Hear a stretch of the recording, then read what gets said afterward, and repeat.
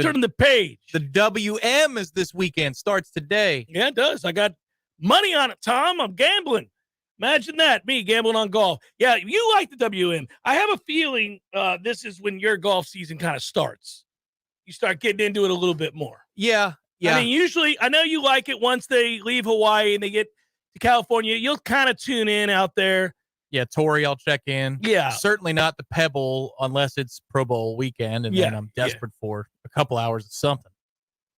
I can watch it all. I don't care if they're playing the Hartford Open. I'm watching that thing, but I like them all.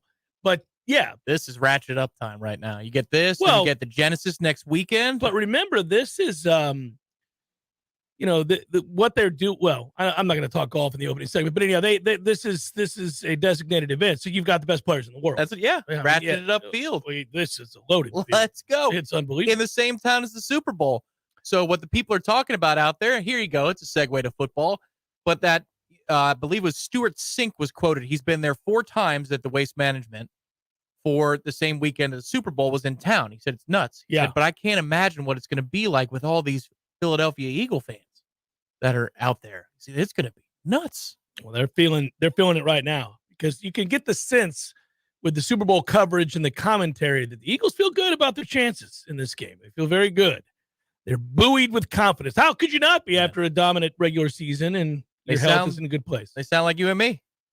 A couple of years back. Yeah, but the Chiefs were injury riddled when we faced them, and I mean, I don't know what would have happened otherwise, but to pretend that they weren't in a compromised way would be disingenuous, and we knew they were, and that's also part of it, by the way. That's true for college football going into the playoffs or the national championship. That's nobody's fault. You can't fall back on excuses. Everybody plays the same number of games, and if you get brutalized and you can't stay healthy, sucks for you, but that's the way it works, right? And the team that's healthiest took advantage of it on that day and dominated. But this version of the Chiefs, I think, is going to be far more healthy than the version that faced us. They are, however, they're going against a really deep defensive line. That the 4 across is insane. And the rotation, all of those guys are good. They rotate in and out. And then also the receivers are banged up.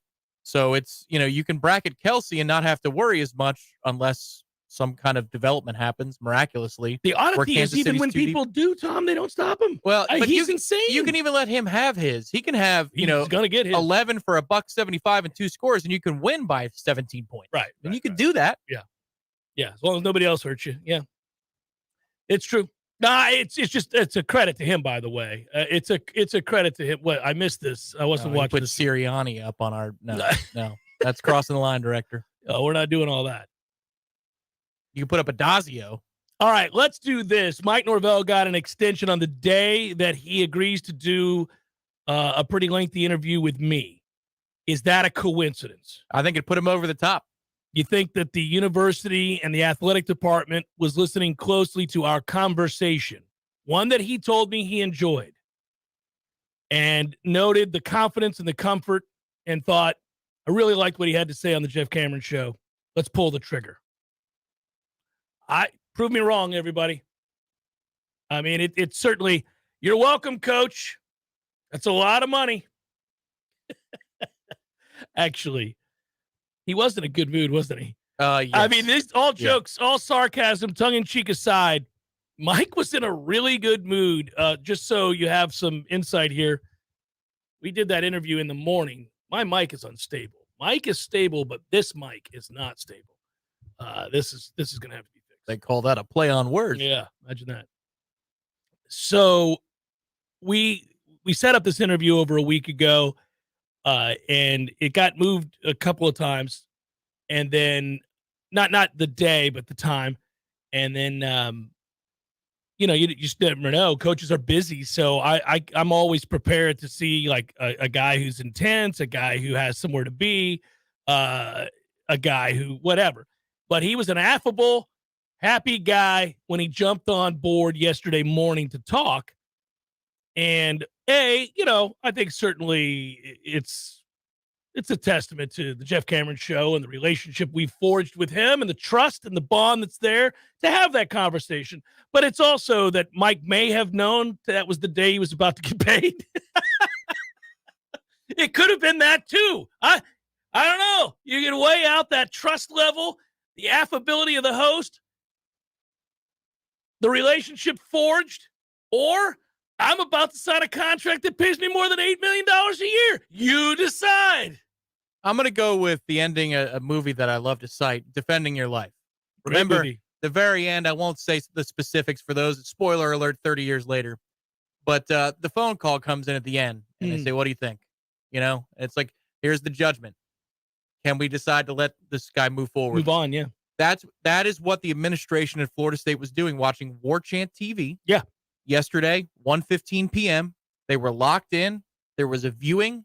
There were 5 people in the room, 3 votes, have the extension, and they said, okay, look at him. This is spectacular. We got to do it. Foregone conclusion, I say. I think this was always in the making. If he had the season that he had, certainly it aided in their efforts. You have to understand that it's more than the games. The games are huge, but you have to, and I don't mean you, Tom, but for everybody out there, it's important from an administrative standpoint that on the day-to-day basis in which you're operating with this man in the athletic department, the conversations, the interoffice memos, the lunches, all of it, the way that he proceeds and goes about the business of building Florida State, the work ethic, the structure, the organization, and then, of course, the success on the field that follows once all of that has been firmly established and instilled. When you recognize in somebody either the ability to do that and that it's moving in the right direction or not, and it's moving in the wrong direction, the decision has been made.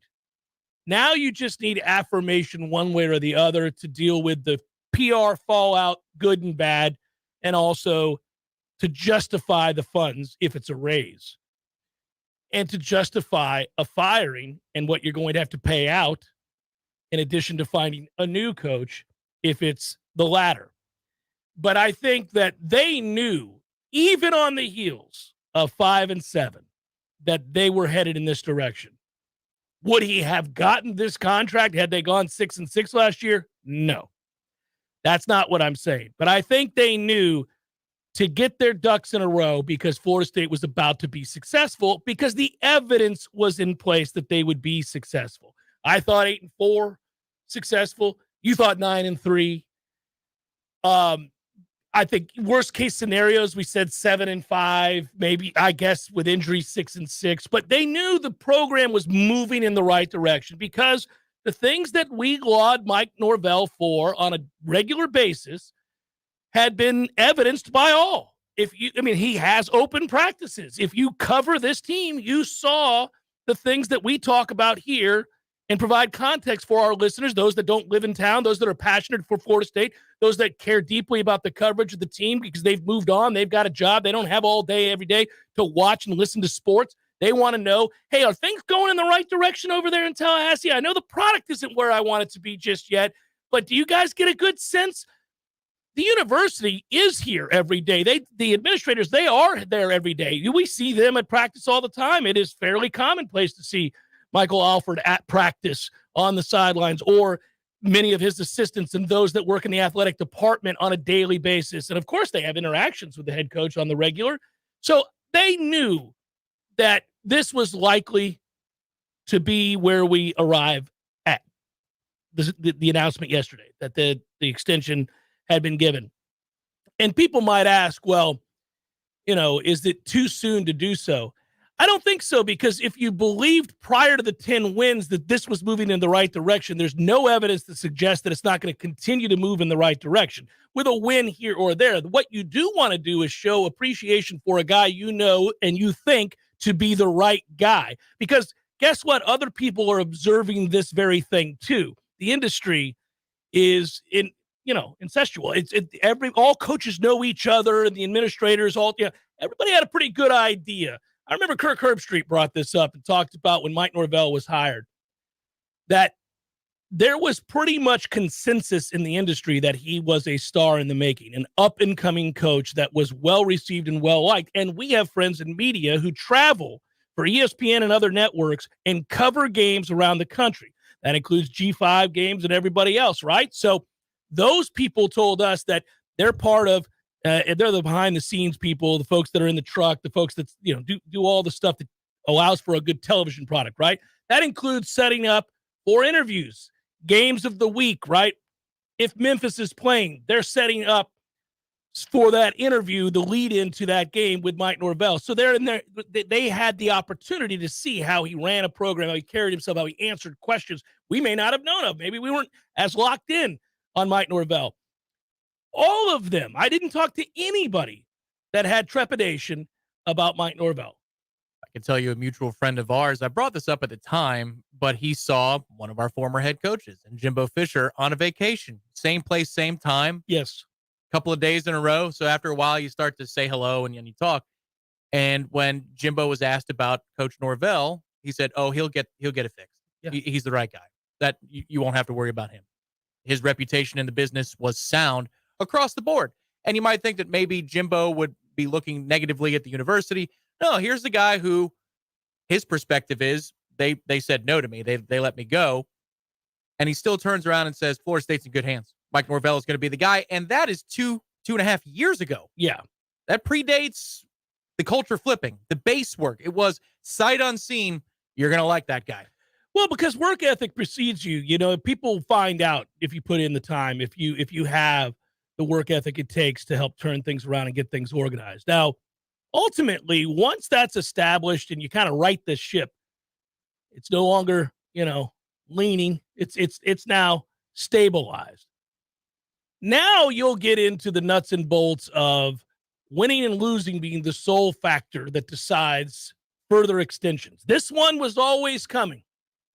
This one was on its way the second we got things turned around. I'm sure the administration loved the fact that Miami and Florida paid what they did in the last couple of years. Say, oh, well, we knew we were going to do this, but at 8+, shoot. Well, you would argue, and we did a video on Warchant TV just a few weeks ago. It was myself and Gene and Ira and Corey, I think, and we were all talking about the pending contract extension. In fact, we did the video because we knew this day was coming, and the thought was, how much would it be? What do you think the buyout's going to be? All those things. And I posited that I thought it would be over $8 million a year because based on what I understand the contracts of Billy Napier and Mario Cristobal to be, that you would want to make him, meaning Coach Norvell, the highest paid coach in the state. He's the best coach in the state. Program is the most stable currently. Florida State's in a better position than both Florida and Miami, and that's because of Mike Norvell.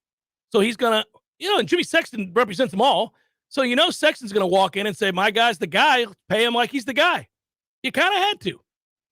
And that's fine. If you look further down the road, and if you just look at average salaries of Power 5 coaches, successful ones, this isn't an outlandish contract at all. It's not an over the top. Like, nobody looks at this contract and goes, oh, my goodness, and clutches their pearls. I mean, hey, pretty obvious. It's not a secret. There's a huge amount of money in college football. Universities that want to win and make money and want to grow and build towards a secure future, and Florida State is certainly still in limbo because we're stuck in this godforsaken conference. Well, they know they're going to have to pay. They're going to have to pay for the better coaches. They're going to have to pay for the better staffs. They're going to have to ante up because to not do so sends the other message, which is that you're not in it. You're not here to play big boy football. You're not throwing your hat in the ring. You're willing to be average or below average and just kind of get by. You're pinching pennies. Can't do it. So Florida State was going to have to make this a reality. They did. I think it's the right decision. I think Mike Norvell is doing a great job. What all coaches will tell you when they get paid is that what this allows you to do is put the rest away. You now are free from the burdens of ever worrying about a freaking bill or anything else again in your life. You are rich beyond your wildest dreams when you got into the industry. Now your only day-to-day, well, besides a family and obviously being a decent husband and all those things, but, the point would be you now can solely focus and throw all of your efforts and passions professionally into just bettering this program and getting the wins that are necessary to sustain this job and that salary. You don't have anything else to worry about off the field that money can't handle. Now, again, Money isn't everything. You still have personal relationships. You have a wife. You have children. I get all that. But you understand where I'm coming from. To never again worry about whether or not you're secure financially is a hell of a thing to remove from your back on a day-to-day basis. This is where I agree with you too, is that the rose-colored glasses part of who he is, what he's about, and what he's done, that time is coming to an end because we are now assessing on the level of playoff contention, national championship contention over the next 3 years, right? Like that next period of time is going to be about how many banners or, things can you hang from Doak? Yeah. How many things can you put on the face? Because that's what we're doing now, right? By the president's box is that we're putting the championships and all that kind of stuff. Yeah, we're finally celebrating. Right there, along the sidelines. All right. So how many of those things can you add to the ledger at Doak Campbell for the next couple of months or a couple of years are about? But before we get there, I think it is worth reflecting on what a tremendous day it was for him. Because it's a risk. Of course, it's an upgrade to go from Group of 5, Memphis, to Power 5, a place like Florida State.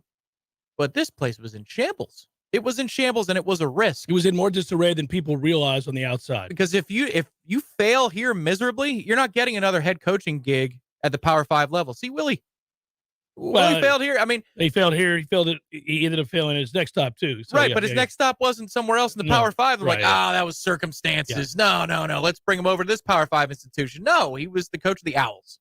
That was next. So for Coach Norvell, this is a risk at the time that he took it. And then he's getting the machine starting to rev up a little bit, and the pandemic hits. So all of these relationships that you have to form in order to be successful, you can't form them. So now you're stuck. You are doing meetings with your team on Zoom for instruction. You are doing virtual meetings. They were doing, remember the hotel scene? They were doing the hotel bars throughout the state. That's what they were doing before the pandemic. That's all gone. It stunts everything that you tried to accomplish. You have to take a massive pay cut as well because the athletic department is bleeding left and right due to the pandemic. And you come from all the way, that kind of a low, that down there in the valley, to this place where now you're set. That is a tremendous accomplishment, even if it is at Florida State, where you can build it up quicker here than most other places. That's still a hell of an accomplishment. Yeah, that raise is not for nothing. He achieved. And he did it in a hurry, in a reasonable period of time. And he remained unwavering in his methodologies.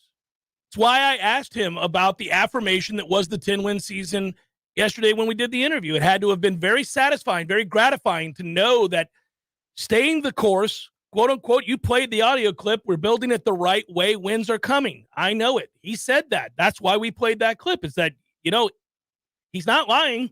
He did say that. He did remain unwavering, even on the heels of Jacksonville State, which if you were going to be shook, it would have been then.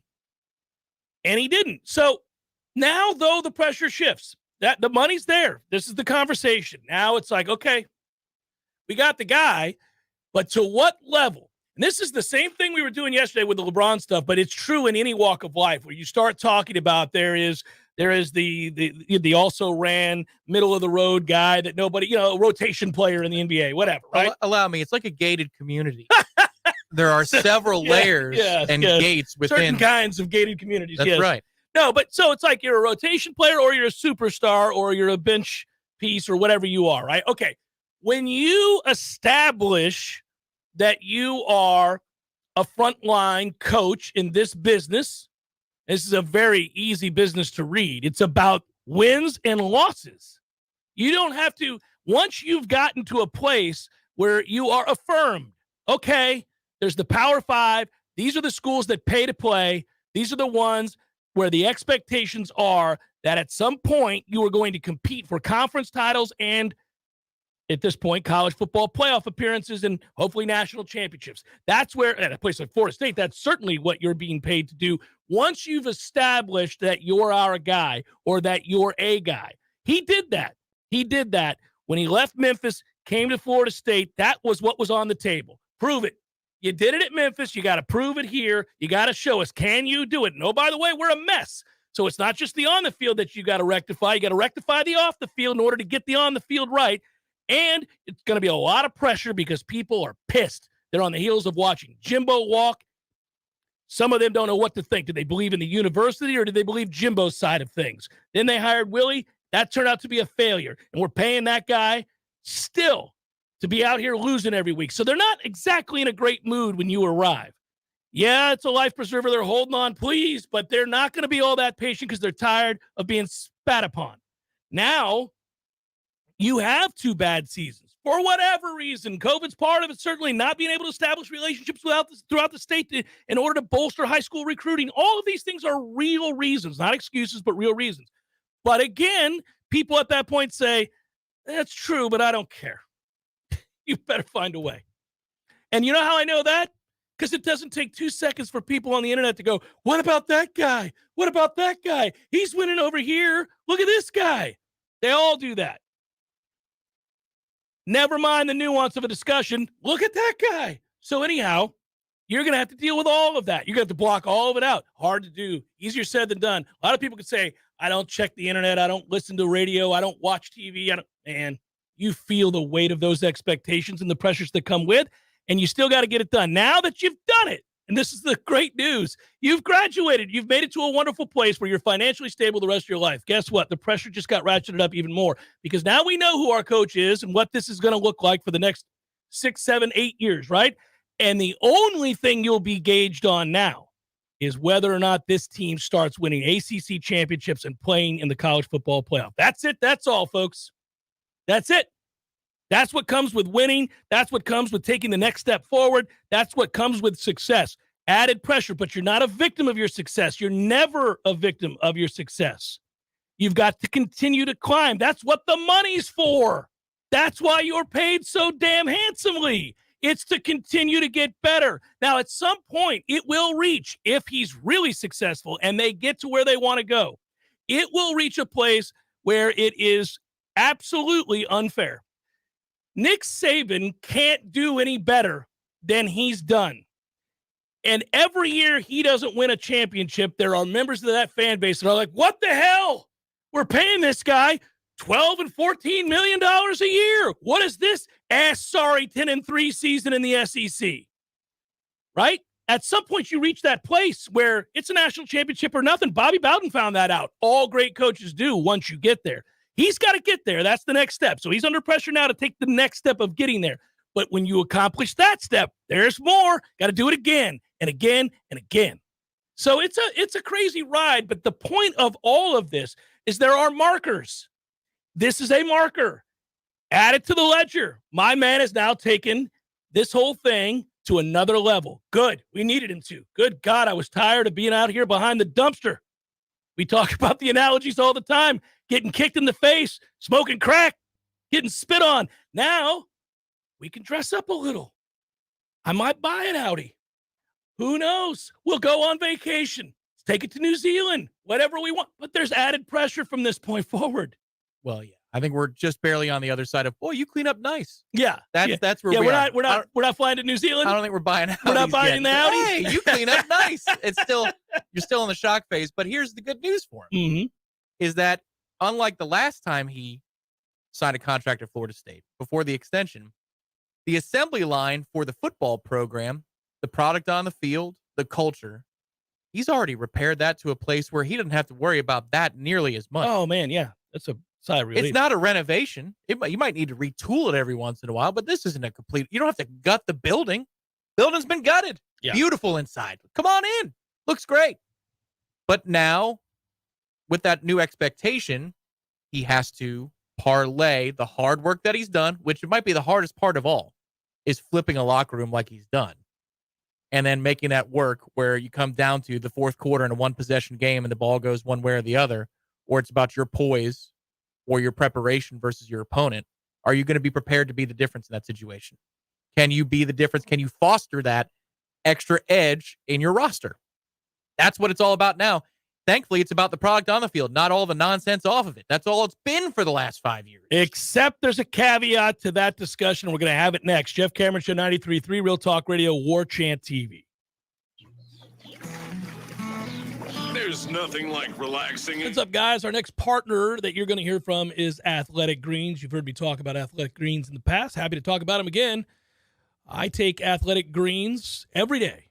And I gave them a try because certainly I wanted more energy, sustained energy. I wanted to support my immune system. I don't like taking pills and vitamins per se. And I wanted something that tasted good too. And the first time I tried it, I was very surprised. It had an appreciable effect on my energy levels.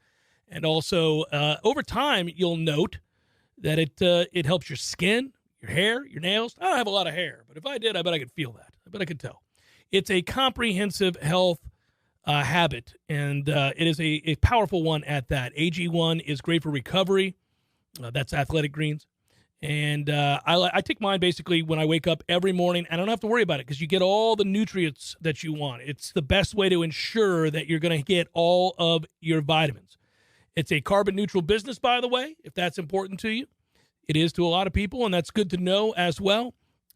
I would also note that it is a comprehensive solution to what you need from a supplement routine. Athletic Greens is giving you a free 1-year supply of vitamin D and 5 free travel packs right now with your first purchase. Go to athleticgreens.com/JCS.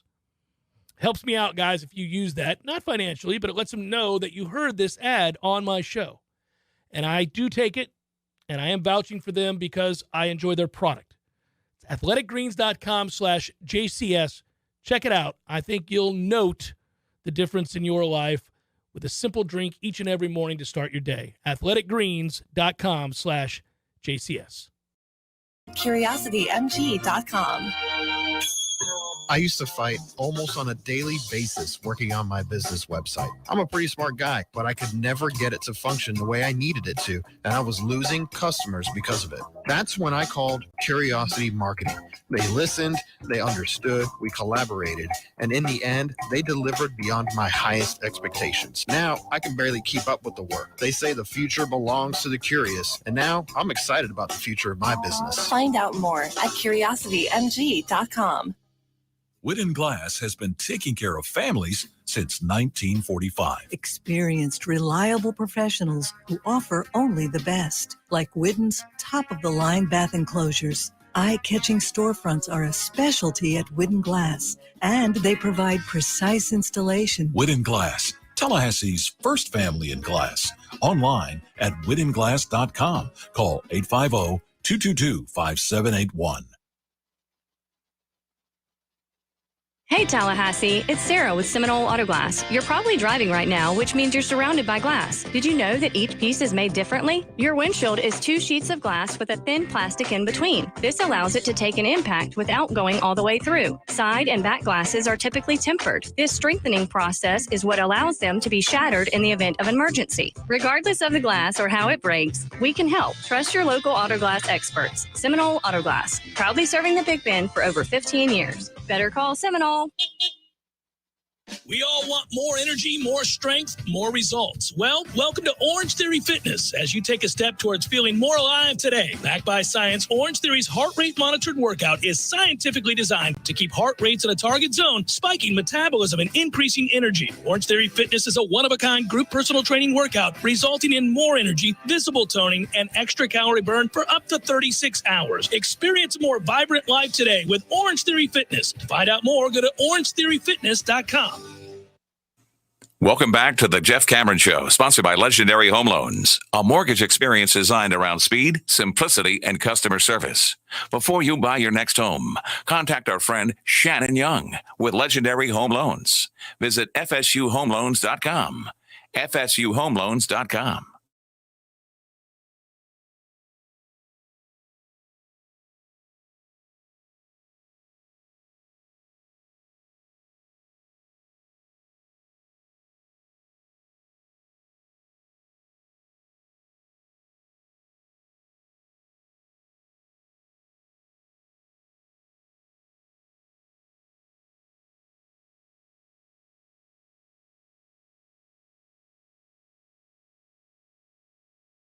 Yeah, I think we're on 2 or 3 straight weekends of a front coming in just to begin. And I don't mind the cold. I love like the it. cold. Weekend fires and things like that. But I'd like to be able to step outside and not have it be a deluge. Yeah, it's supposed to be a slowed front, Okay. I guess.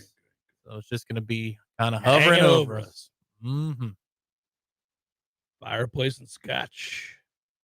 Got to get cold enough, though. Good scotch. Because if it's hovering over you, and it will on Saturday, but like tomorrow, if it's 72 or 67, you can't. I mean, you can. You can, but yes. You go outside for 2 minutes and you have all the windows fog up and all that kind of stuff because of the humidity.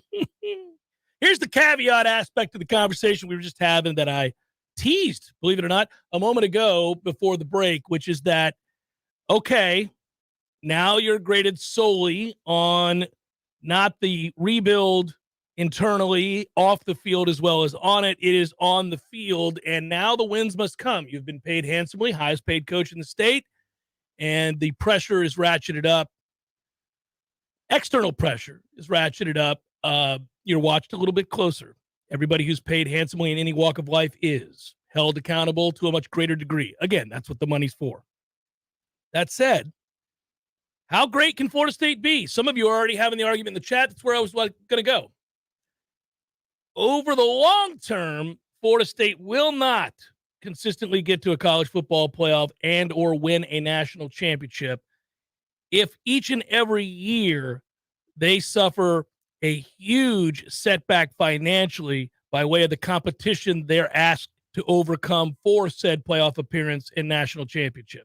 The SEC teams, coaches, and by virtue of those television contracts, I would even argue, say the NIL and others, will have a distinct advantage over teams in non-Big Ten conferences. So the SEC and the Big Ten are the ones, and everybody else is at a decided disadvantage. You can win now, but every year this goes on, every year that they amass more wealth, you struggle to keep up, because the next time that you want to give a raise to an Alex Atkins, it may not be of the kind that another school could give him to be their assistant. And that school would be somebody in the SEC, like Georgia, Alabama, God forbid, Florida, you name it. Same for Big Ten schools. They can do that. And this is where your staff begins to erode. And as that happens, you can't sustain excellence. So it is almost an impossible task at that point. I'm talking 4 and 5 and 6 and 7 years down the road for you to compete at the highest level in this game, which is what the money that they're paying you now to do is exactly that. Compete at the highest levels. Yeah, because the coaching salaries aren't going to remain stagnant for the next 7 to 8 years. Mr. Sexton will see to it that they keep going up exponentially. Unless there's some kind of reckoning in the head coaching and assistant coach market in college football, I mean, what's a coordinator going to go for? Like a really good one in 2028? Like $2.5-3 million? Because that's where this seems to be heading. Yeah. And the only way that I could see that a university like Florida State would be able to survive that, and by survive it, I mean pay the football staff and have all the things that you need to do to operate as a football program, you'd have to shutter other sports, which nobody wants to do. And if you do that, it's got to be a 1-for-1 for Title IX reasons. So you're talking about shuttering multiple sports at a time, probably 5 to 6 years from now. Again, they're not imminent, but if you don't get out of this place, what else are you going to cut the budget from? Where are you going to move the money from in order to stay competitive? Because there's too many things that you have to be in charge of now. To your point, there is the coaching salaries. There is the booster donations that need to come in to make sure that your facilities are where they need to be. And then there's the collective. Now the fans are paying for the roster. That's where we are. Fans are paying for the roster, not corporate sponsors. Yeah, and we'll see what kind of changes are made in both the portal and NIL, and how this gets, I guess, more unified or unilaterally implemented. I think that's important, and I think it is coming. I think it's going to happen, but I don't know if it's going to happen before the seismic shift that we've been watching over the last several years is finished, if you will, or completed. And I know I just painted a dire picture by saying some sports would have to go. I don't think it will ever get to that place, because every day that goes by, the buyout from the ACC gets cheaper. You're closer to the end of the contract. So every year that we go by, it gets cheaper to form a buyout for the grant of rights, but I'm going to make a settlement happen, because we're not going to renew. No, this is not going to renew past 2036. It's like free agency. You're right. You're right. We had the discussion, but let me further the discussion, because here is another thing that I would argue. That's true, Tom, but this is going to have to be sooner rather than later, and I'm not sure as it's currently comprised that it will be, unless the TV networks dictate it. Because the ACC is under no pressure right now to do anything to allow us to get out of here with a payment. They're going to be like, no, screw you, we're holding on. And so is ESPN because, again, the ACC is their baby. That's an asset. It's a lesser tier asset, but it's an asset nonetheless, and they turn a profit off of it. So they're not exactly just going to be like, well, screw it, let them go. No, they don't want to do that. They built the damn network. So they've got to figure out how to make this work, how it affects them best in their bottom line. The other part about that, and where I was going with all of this, is if you were to, and this is impossible to know, obviously Florida State right now is on the rise. Program's turned around. We're moving in the right direction, have very high expectations of the upcoming season. But you've alluded to the fact that after next year, we lose an awful lot. If you're not in a position 2 years from now to compete at a real high level and win a conference, and you drop off to an 8-4 or 7-5 type season. And over the course of those 2 and 3 years, you've been, again, watching the gap lengthen between where you're at and the schools you're seeking to compete against in your footprint, which are SEC schools. I wonder the kind of shape you're going to be in when the call comes. I worry about that because I don't think there's any doubt that down the road, Florida State, Clemson, and others will leave the ACC and will end up in the SEC. Or the Big Ten, but probably the SEC, all right? I don't think there's any doubt that's going to happen. And it can't happen soon enough. Because what you don't want to do is to be limping into a conference that's made up of juggernauts. Yeah. You may never get your head above water. If you go in there, it's not like when Missouri joined the SEC. It's not the same thing. And if you end up going into that conference 4 years from now, limping in, you get buried. And the next thing you know, you've got a long haul, man, to try to win over in recruiting because you've been a afterthought. You've been an also-ran. You can't be rolling into that conference after a 4-8 season. I agree. You can't really limp anywhere after a 4-8 season. Certainly not into a living room to say, come play for me. But I've always wanted to see what it would be like for Florida State to be on equal financial footing, relatively speaking, to the powers that be in college football. This athletic department, this football program, has had a tradition of doing more with less, being more efficient, finding a way. Landscape's changed. The landscape has changed. But what I'm saying is if you get to a place where your TV revenue income is on the level of the SEC, and we agree that that's the most natural landing spot, not just for regionality, but then also because ESPN owns both. It's a much easier move. You don't have there are fewer feathers have to be ruffled in order for you to get there versus the Big Ten. A whole bunch of crap's got to happen if you were ever going to go to the Big Ten. I just want the Big Ten to keep adding. Go grab Oregon. Right. Go grab Washington. I mean, look, I didn't want any of this. I don't think any of us did. If you've got an ounce of traditionalism in you at all, you don't like any of this. But it's happened. It's like the argument we made before about the purity of college football, which was not pure all the way back into the 70s and 80s. But for the people that made that argument, and I said the ship has sailed, and I used to laughingly say to my friends, well, go watch the Ivy League, buddy. It's pure as snow. Have fun with that. But the point is, you really need this to get worked out aggressively. I would like all of this to be sorted out sooner rather than later. Our star is rising. Mike's in a good place. His staff is solid. The team is better than it was. There are better expectations for this program next year and the year after and the year after. We all agree that it's ascending. Hopefully we don't have a hiccup along the way. There is certainly the other side of the coin, which is to say they could. They could. I mean, if for some reason, you don't know about injury luck, all of that's true. This isn't a loaded roster. This is not a national championship roster.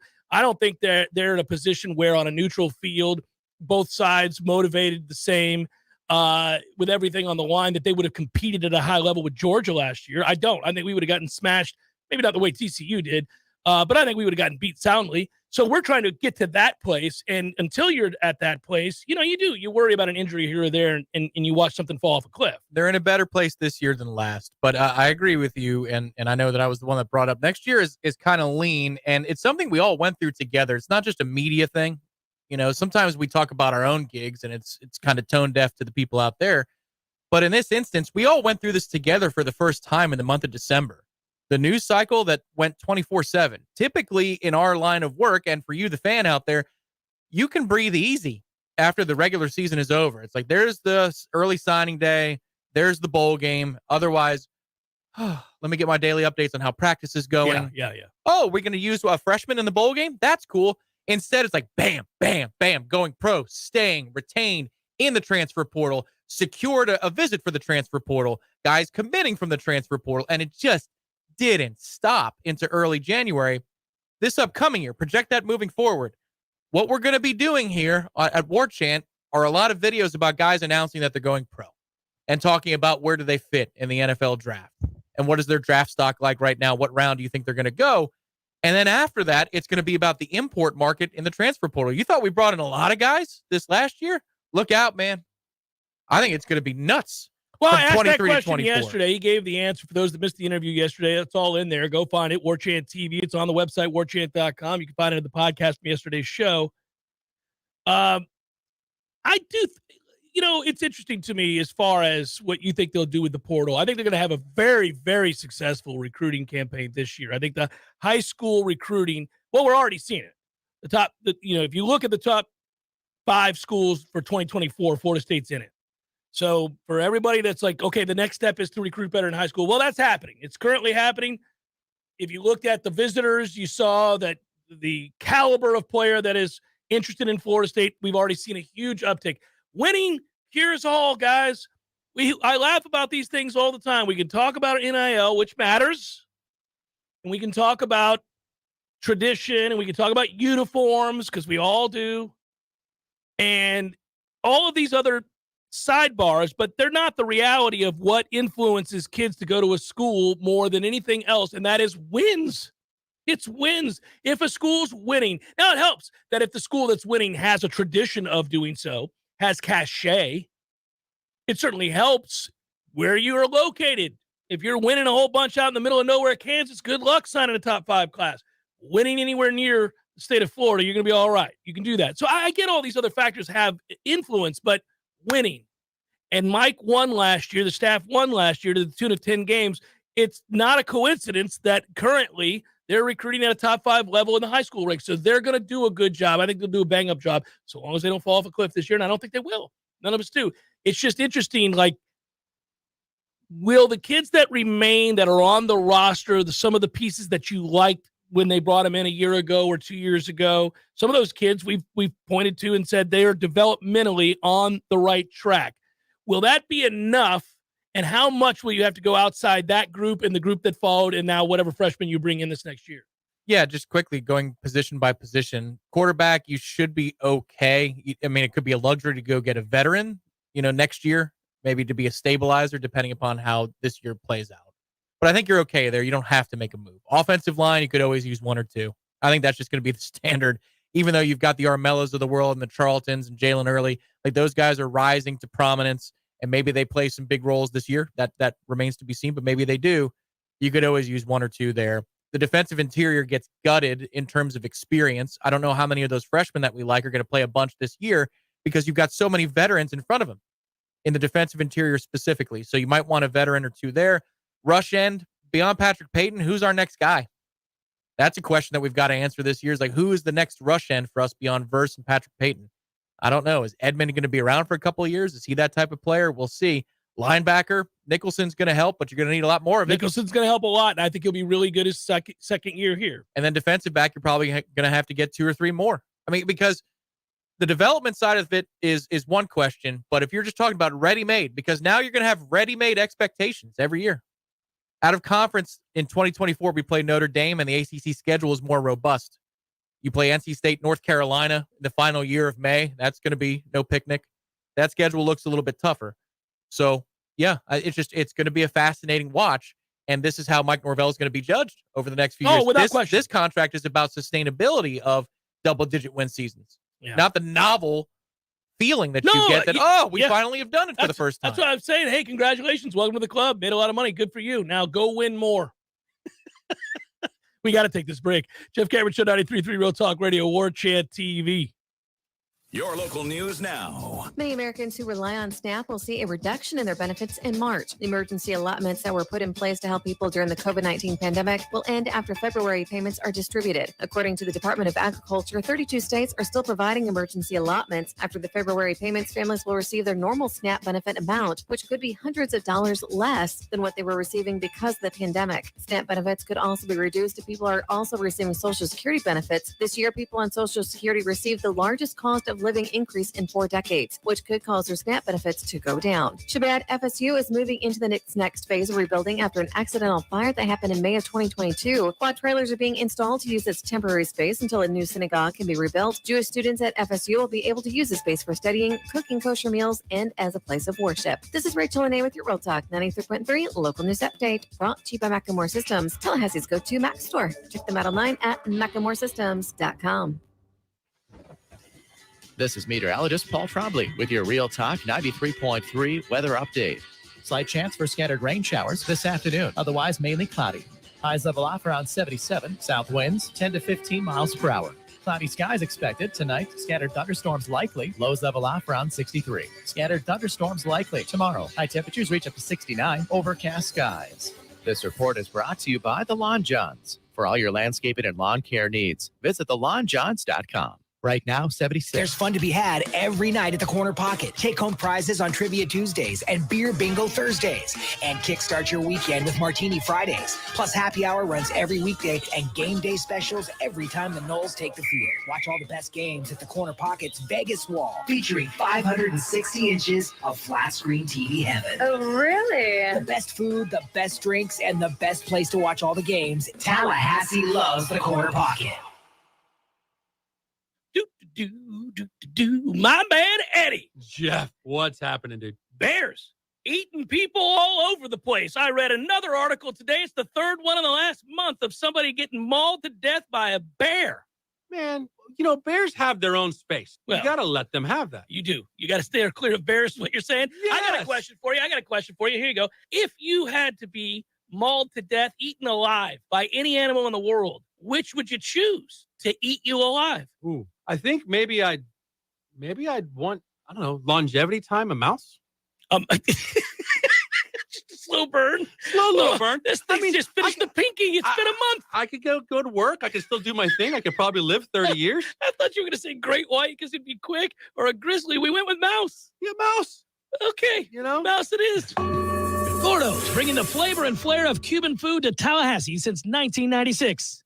Hey, Matt. Yes, Greg? You know all the different ways that you can listen to Real Talk 93.3? There are several. So we've got realtalk93.com. You can go back and listen to all of our shows in the podcast section. That's right. You can also listen on our app as well. Search Real Talk 93.3 and look for the red microphone and download our app. Never go anywhere without us. And of course, you can always listen right on the radio. Well, they are listening. Are they? If they're hearing this commercial, then they're listening. That's true. I hadn't thought about that. The Greg Tish Show, Monday through Friday, 6 to 9 a.m., only on Real Talk 93.3. The Jeff Cameron Show, brought to you by Orange Theory Fitness. 2 Tallahassee locations, Midtown on Thomasville Road and Northside in the Village Common Shopping Center. Online at orangetheoryfitness.com.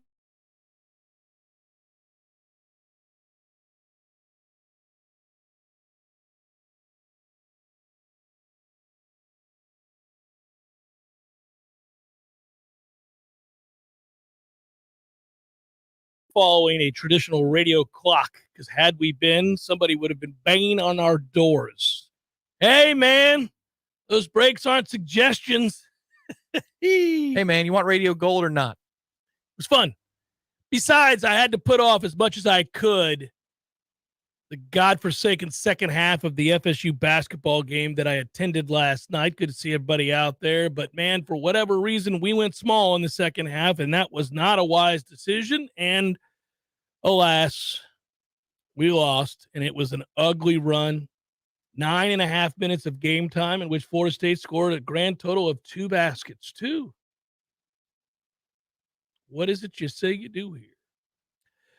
They got issues. And it's disappointing and sad in a lot of ways. I would tell you that, Tom, I think they're screwed. I don't think it's going to get better. I think they're buried. Well, there's no way to respond to that. I'm just going to let that marinate for the people. It makes me sad. It does. It makes me sad. I could be wrong. I will argue that I could be wrong. I could take the counter to this and argue against me.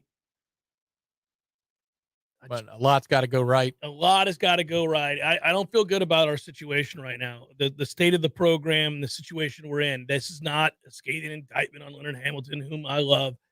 We've got real problems and some things have conspired against us in this situation. And I don't know that we can get out from under it at this point.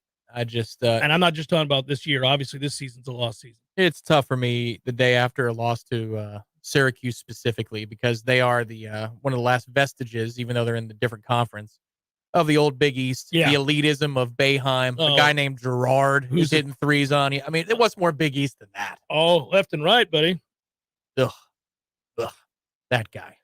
Well, and that's why I got mad that we went small in the first half, man. I mean, it was a dunk fest. It was awesome. We're just brutalizing that zone. Baseline, backdoor, oop after oop after oop. McLeod was on pace to score 50. Hour number 2, forthcoming. Stay with.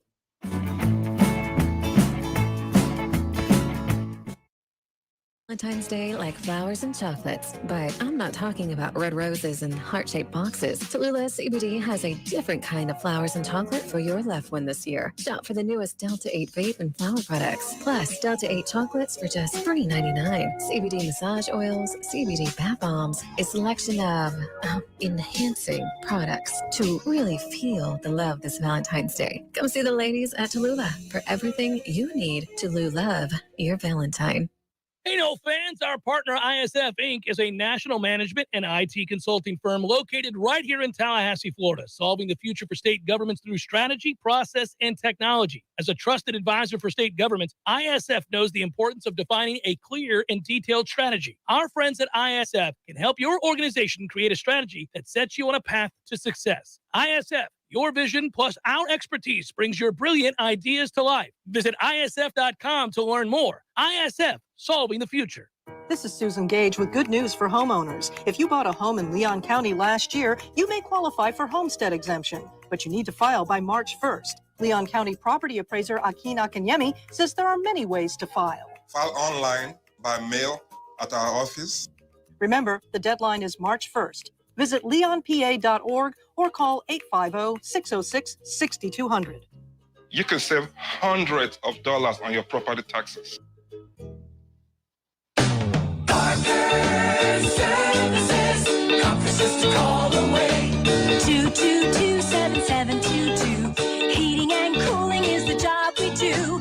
Parker Services, conferences to call away. Invest in a Peak Performance membership and you'll buy peace of mind in knowing that you're extending the life of your system and probably saving money on your power bill too. The program includes comprehensive tune-ups that keep your system running at its maximum efficiency. And Peak Performance members get many benefits, including priority service. Members jump to the front of the line when their comfort system fails. And a 15% discount on all parts. The Peak Performance membership pays for itself over and over again. Call today and have peace of mind. Florida license number CMC 050334. Parker Services, conferences to call away. Parker Services, conferences to call away. There's fun to be had every night at the Corner Pocket. Take home prizes on Trivia Tuesdays and Beer Bingo Thursdays. And kickstart your weekend with Martini Fridays. Plus happy hour runs every weekday and game day specials every time the Noles take the field. Watch all the best games at the Corner Pocket's Vegas wall, featuring 560 inches of flat screen TV heaven. Oh, really? The best food, the best drinks, and the best place to watch all the games. Tallahassee loves the Corner Pocket. Coming up next, more of the Jeff Cameron Show. Live and local on Real Talk 93.3. WVFT, Greta, Tallahassee. The latest betting odds and line movements from Vegas. This is your action update. Now, here are your latest lines from our guys in the desert. Lightning punch in the mouth last night in their first game back from the All-Star break, beaten on the road by Florida 7-1. Panthers were minus 105 of that one. Tampa Bay playing the second night of a back-to-back there at Amalie Arena as a $2.44 favorite over San Jose plus 220, 6.5 flat the total. NBA coming up today. When I get home from work, I'm ready to relax. So I call Swain Pools and Spas and put my pool in the back. I call Swain Pools and Spas. Now I'm soaking up the fun when I want to. Truckloads of new and used Caldera and Hot Spring Spas are available now at Swain Pools and Spas. Don't wait. Get to Swain Pools and browse the best inventory to find the spa of your dreams. These won't last long, so come see us today. Just look for the huge sign on Tharp Street or call 386-7113 for Swain Pools and Spas. I know what you're thinking right now. Where can I find a place to get my car fixed and also check out some awesome new hot tubs and spas while I wait? Well, you're in luck. Because when you bring your car or truck in to get serviced at Tallahassee Car Care, it's under the same roof as Swain Pools and Spas for tires, brakes, bowders, tune-ups, oil changes, and all the service you need to get back on the road. Choose the certified technicians at Tallahassee Car Care. Drop by our shop on Tharp Street or visit online at TallahasseeCarCare.com. This is Dr. James Ryan Finn at Finn Chiropractic. In Florida, we have hurricanes, and we can predict these storms just like we can predict your health. The early warning signs of a bad health storm include neck pain, back pains, headaches. Before it turns into a catastrophic Cat 5, get in to let us get to the cause of your problem at Finn Chiropractic. Go to finnchiro.com for our online special at FENNCHIRO.com. That's Finn Chiropractic, FENNCHIRO.com, because your chiropractor loves you and there's nothing you can do about it. We all want more energy, more strength, more results. Well, welcome to Orange Theory Fitness as you take a step towards feeling more alive today. Backed by science, Orange Theory's heart rate monitored workout is scientifically designed to keep heart rates in a target zone, spiking metabolism and increasing energy. Orange Theory Fitness is a one-of-a-kind group personal training workout resulting in more energy, visible toning, and extra calorie burn for up to 36 hours. Experience a more vibrant life today with Orange Theory Fitness. To find out more, go to OrangeTheoryFitness.com. Real Talk fact number 44. Banging your head against the wall for 1 hour burns 150 calories. This is Real Talk 93.3, Tallahassee's Real Talk station. Hey, everybody, the perfect fireplace makes your house a home. How's your fireplace looking? Not too well? Hearth and Patio can help you with that. Actually, Hearth and Patio can help you with anything fire. Give my friends a call at Hearth and Patio. If you need new fireplace upgrade, fireplace repair, you need custom outdoor kitchen, grills, or an amazing fireplace for your backyard. 850-727-4282. That's 850-727-4282. Or you can visit them online at hearthpatiotallahassee.com. Hearth Patio Tallahassee. They keep the home fires burning. Real Talk fact number 82. There are three kinds of people in the world. Those who can count and those who can't. This is Real Talk 93.3. Barry knows cool. He's keeping you comfortable. Barry knows cool. You can put him to the test. This is Tyler from Bear No Heating and Air. Now you can schedule an appointment or pay your bill from your mobile device. Any day, anytime, anywhere. Save big time in the new year and get $1,200 off select new units. Online at BaranoAC.com. Keeping you comfortable is what Barry does best. Florida license CAC 1816-186.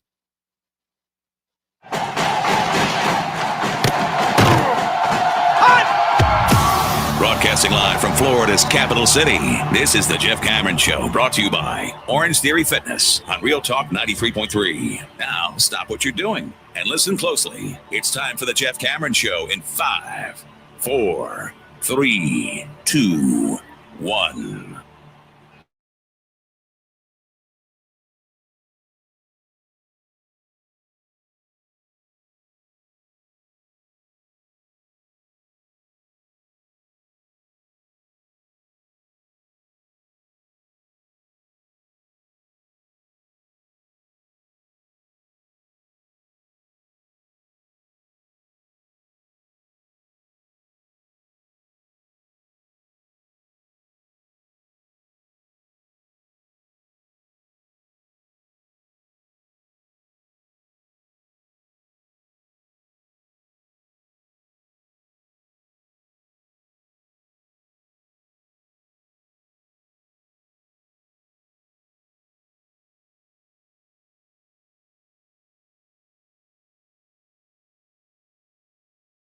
of spring practice, what it's going to look like. Yesterday, I asked him in that interview when it would start. He told me March the 6th. We knew that. That is practice 1. Tour of duty workout open to the media actually happens before that on just March the 2nd, so that's rapidly approaching.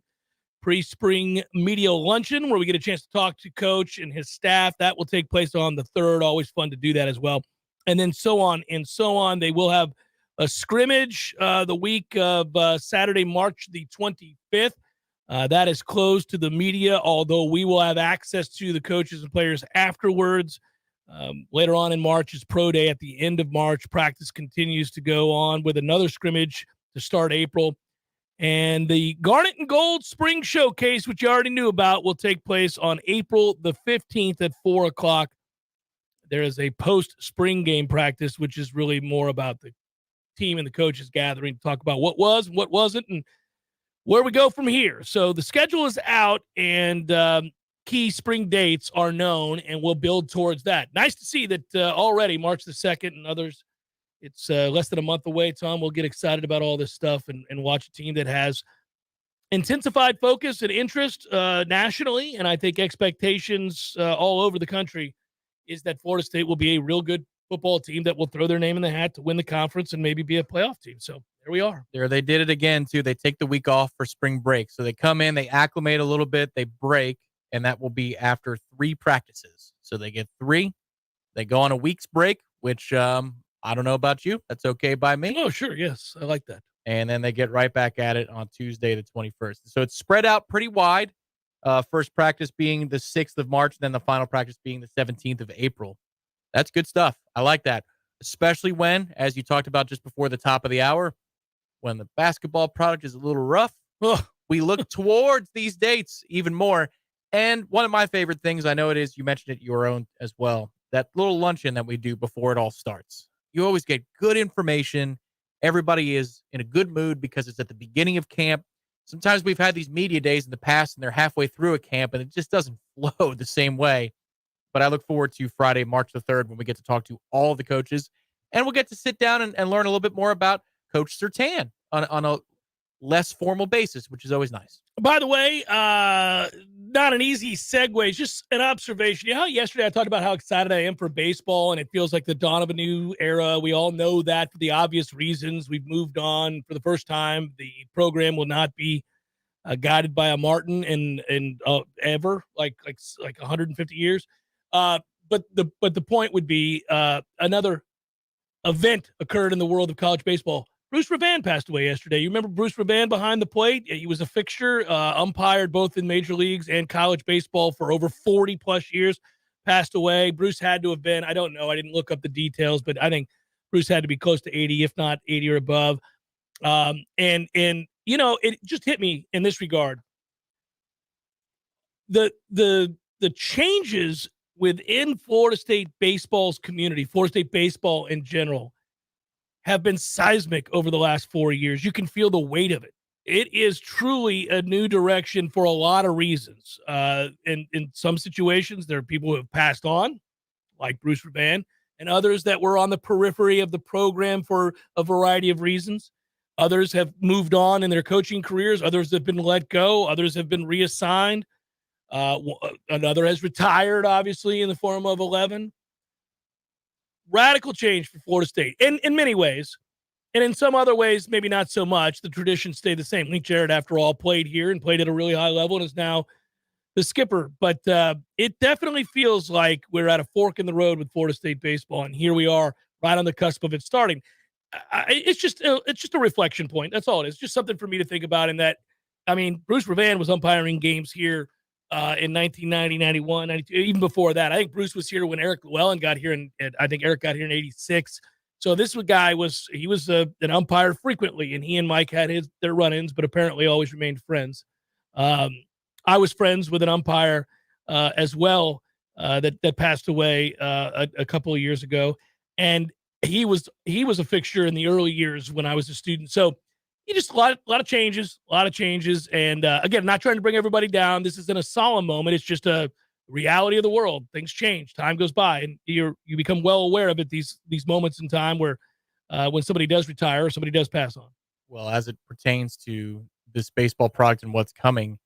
I'm just interested to see, every time that there's a coaching change and one of the sports that we hold dear, it's how do you look and how does it feel on a game day? So in this instance, how does it look and feel in the course of 9 innings?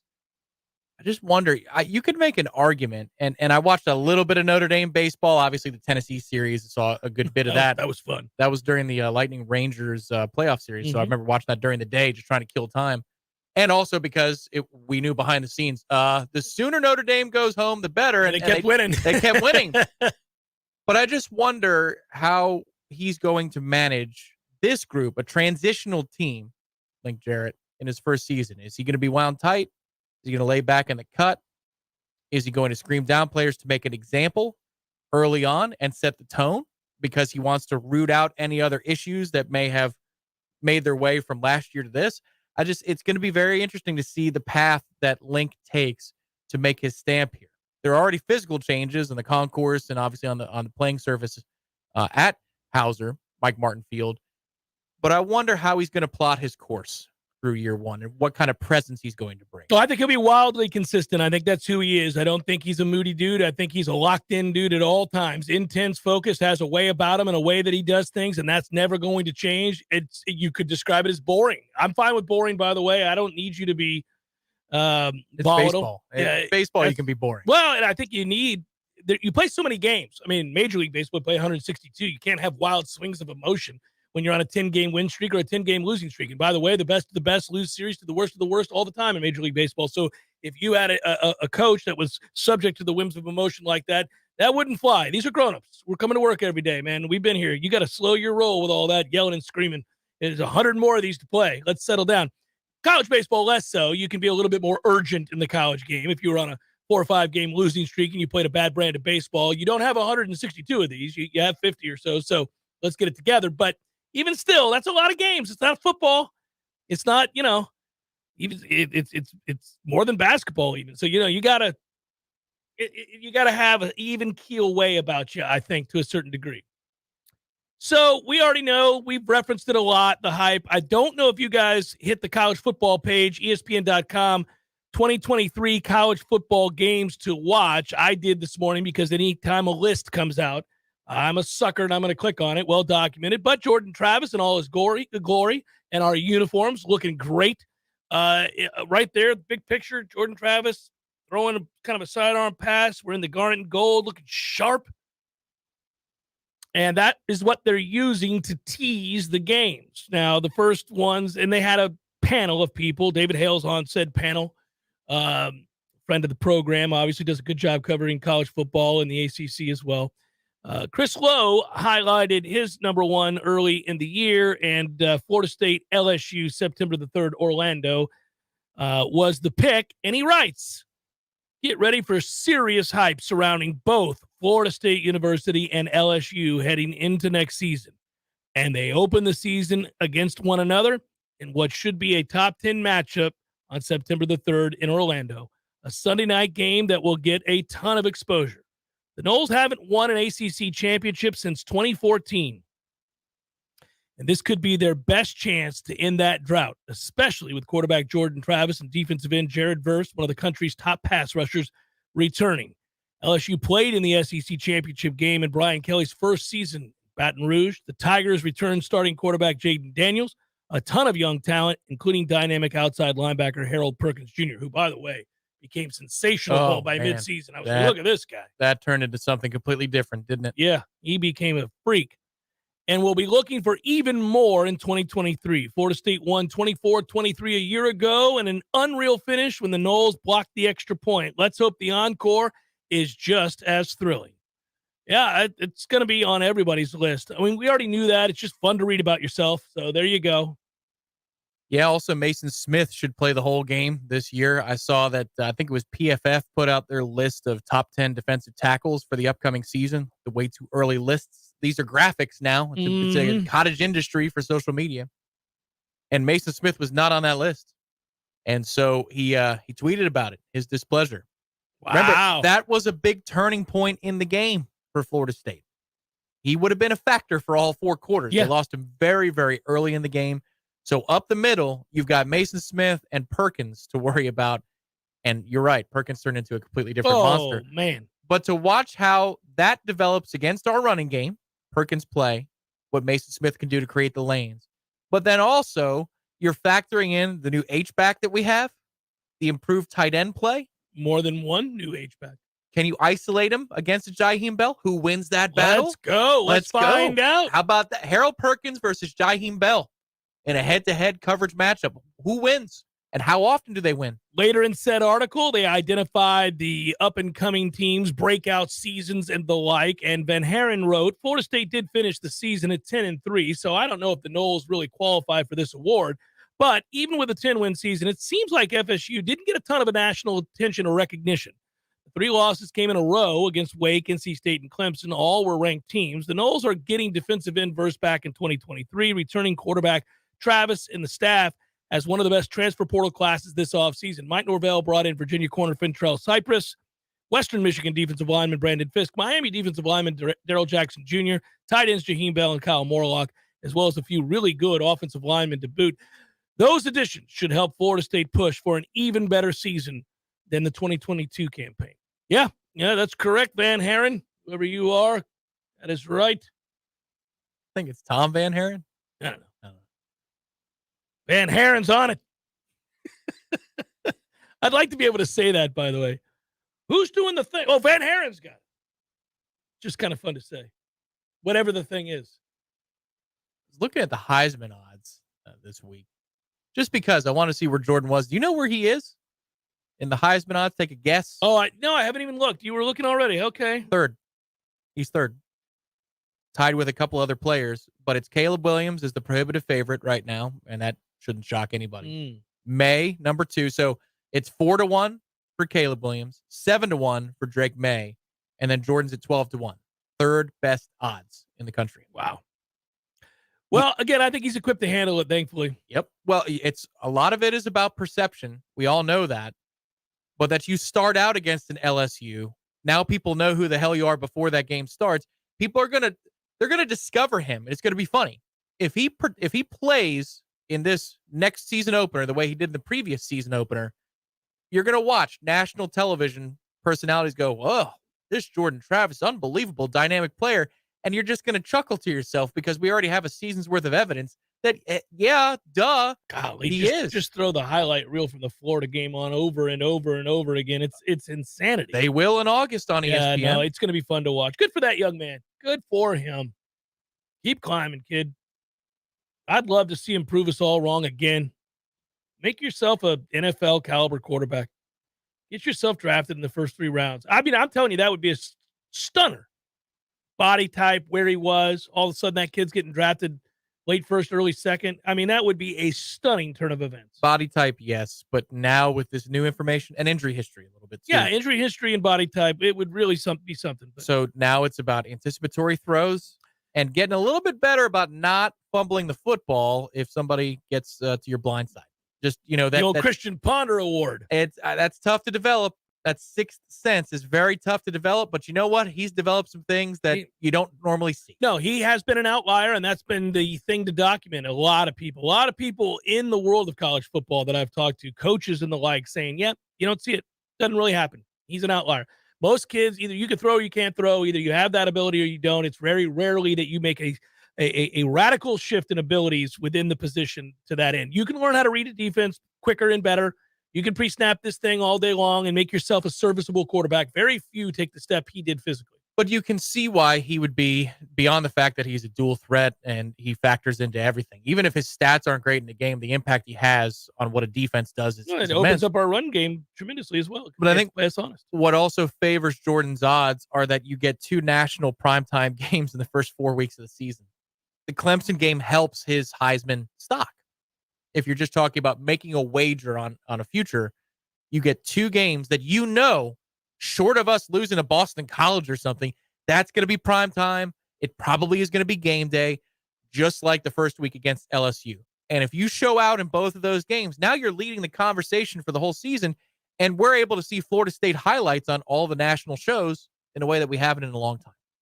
One final note here for those that missed the first hour, and we certainly had a lengthy discussion about it, but I realize the audience is, in theory, changing every 15 minutes.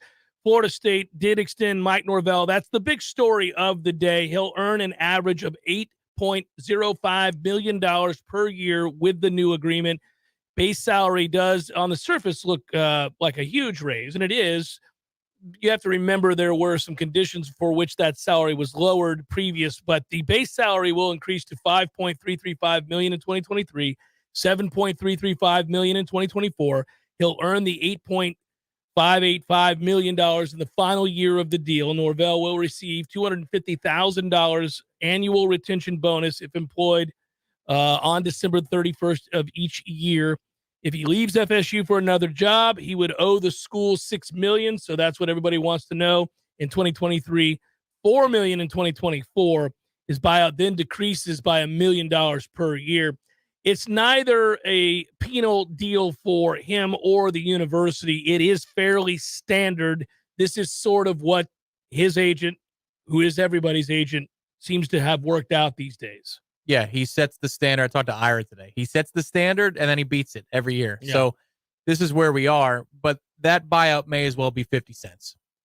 That's the problem here. Yeah. To a desperate university who has a ton of resources, this is nothing. That buyout if they is wanted him, absolutely nothing. And there's so many factors there where you get into, like, is the university protected the way they would like to be if somebody aggressively pursues Mike Norvell? I don't know that Florida State is ever going to be in a good position there because there are schools that have unlimited funds. If Texas A&M decided Jimbo sucks, and there's plenty of evidence that he does, hey, let's just do it again. Let's go grab Mike Norvell. I like him. Let's pay him $13 million a year. Well, he's going to probably take that job because who the hell's turning down $13 million a year or $15 million a year because money doesn't mean anything to those people? Then all of a sudden you're screwed. But that's just always the way it's going to be. Now, I would argue this. The factors that led Jimbo to go to Texas A&M actually had less to do with money than people realize. Had a lot more to do with the anger and the fractured relationships and the broken family and everything else that was his life here in Tallahassee. The money was an ego thing, and they offered a ton of it, so it added to it. It was the cherry on top. Why do I bring that up? Why do I want to relitigate that? I don't. I'm saying it's a unique set of circumstances. I think Mike is committed here at Florida State. I think he likes it here, first of all. He has built this puppy. He has worked really hard. He has what he needs. They're going to build the football-only facility. He's got a really proper collective that is working hard with him or will be working with him is within the limits that you can. Obviously, soon enough, we think that they're going to be able to endorse.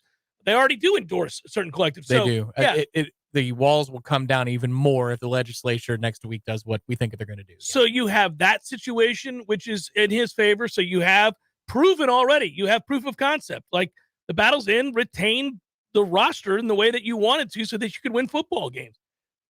I think that situation doesn't get worse. I think they're going to be in good shape there. And then I think, certainly they have shown the willingness to come to the table and pay his assistants. Atkins got a huge bump, and I don't think they'd be averse to giving him another one if the time is right.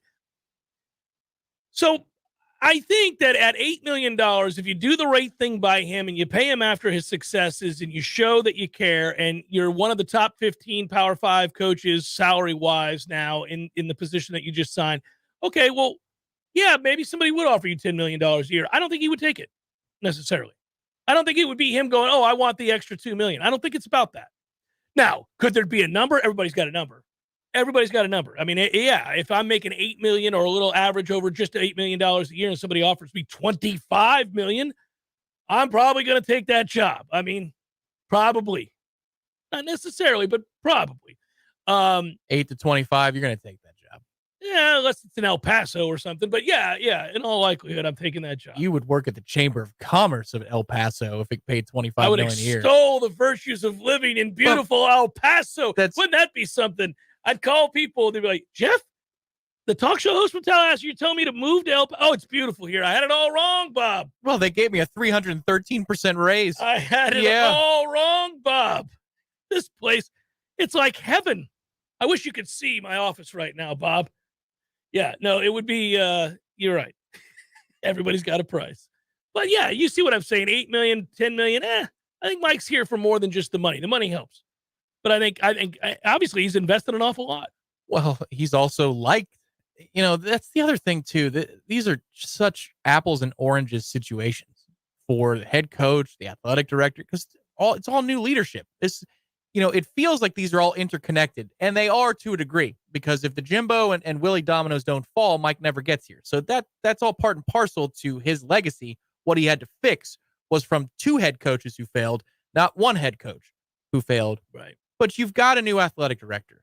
You've got a structure in the boosters organization where the purse strings are now controlled by the university. Yeah, you modernize the behind the scenes. Yeah. You've got a new chairman of the board.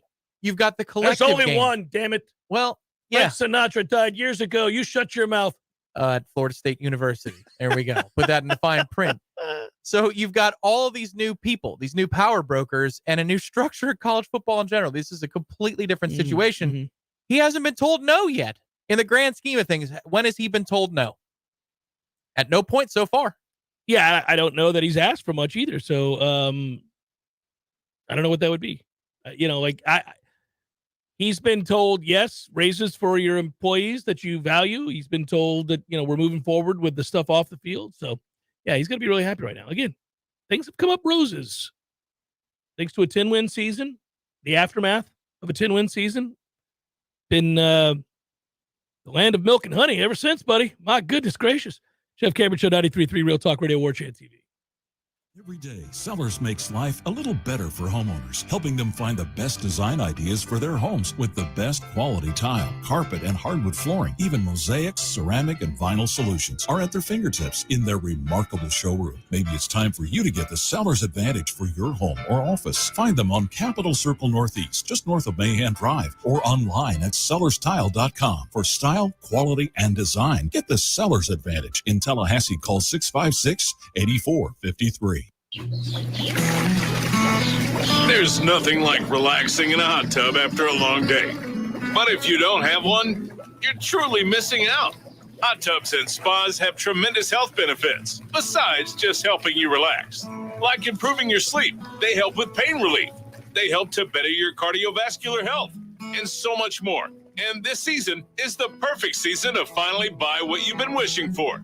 Pinch a Penny Pool, Patio, and Spas has the hot tubs you need for the price you want. Come shop our huge 12,000 square foot showroom and save today. There's over 50 hot tubs in stock right now, so you won't have to wait weeks on end for that delivery to finally come to town. If you're ready to relax, we're here to show you how. Pinch a Penny Pool, Patios, and Spas. Come visit our huge showroom at 2473 Greer Road with over 50 hot tubs to choose from. You'll be glad you did.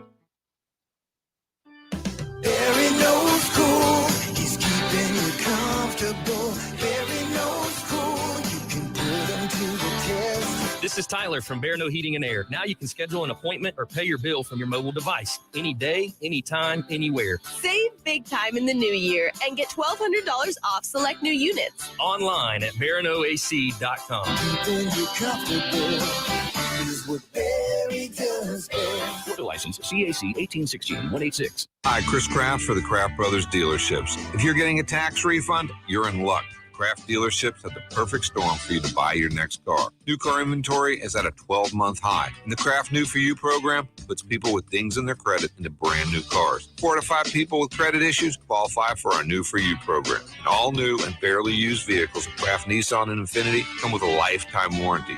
And at Kraft, lifetime means lifetime. You can keep your car for 20 years and drive it hundreds of thousands of miles. It just doesn't matter. And the absolute best reason to buy a new Nissan in February is this. We're bringing back 0% financing. That's right. Qualified buyers can get 0% interest on Nissan Rogue, Pathfinder, and Altima. Or get $1,500 in loyalty cash when stepping into a new Titan or Armada. The best deals in a long time on our best sellers. So before you start shopping other car lots with a weak or no warranty, high interest rates, crazy high car payments, come into Kraft Nissan or Infiniti of Tallahassee and get peace of mind in the car you really want. Hey everybody, the perfect fireplace makes your house a home. How's your fireplace looking? Not too well? Hearth and Patio can help you with that. Actually, Hearth and Patio can help you with anything fire. Give my friends a call at Hearth and Patio. If you need new fireplace upgrade, fireplace repair, you need custom outdoor kitchen, grills, or an amazing fireplace for your backyard. 850-727-4282. That's 850-727-4282. Or you can visit them online at hearthpatiotallahassee.com. Hearth Patio Tallahassee. They keep the home fires burning. We all want more energy, more strength, more results. Well, welcome to Orange Theory Fitness as you take a step towards feeling more alive today. Backed by science, Orange Theory's heart rate monitored workout is scientifically designed to keep heart rates in a target zone, spiking metabolism and increasing energy. Orange Theory Fitness is a one-of-a-kind group personal training workout resulting in more energy, visible toning, and extra calorie burn for up to 36 hours. Experience a more vibrant life today with Orange Theory Fitness. To find out more, go to orangetheoryfitness.com. Welcome back to the Jeff Cameron Show, sponsored by Legendary Home Loans, a mortgage experience designed around speed, simplicity, and customer service. Before you buy your next home, contact our friend Shannon Young with Legendary Home Loans. Visit FSUHomeLoans.com. FSUHomeLoans.com.